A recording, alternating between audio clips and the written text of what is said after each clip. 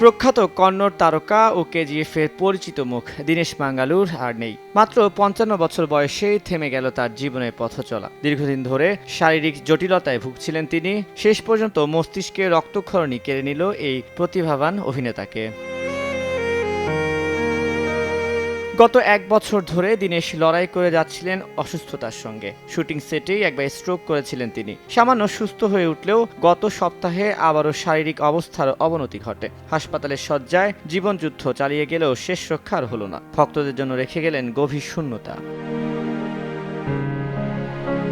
অভিনয় ক্যারিয়ারের শুরুতে আর্ট ডিরেক্টর হিসেবে হলেও দীনেশ মাঙ্গালোর মন জয় করেছিলেন অভিনয় দিয়ে। কন্নড় সিনেমায় অসংখ্য শক্তিশালী চরিত্রে অভিনয় করেছেন তিনি। তবে ভক্তদের কাছে সবচেয়ে বেশি পরিচিত ছিলেন কেজিএফ চ্যাপ্টার 1-এর বোম্বের ডন শেঠি চরিত্রে। পাশাপাশি রানা বিক্রম, আম্বারি, সাভারি, ইন্তি নিন্না বেটি, আর ডিঙ্গি সহ অসংখ্য ছবিতে তার উপস্থিতি দর্শকদের মনে দাগ কেটেছে।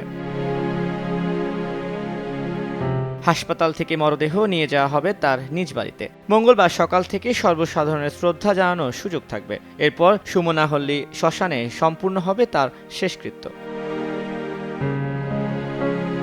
তানভীর হাসান, সময় সংবাদ, ঢাকা।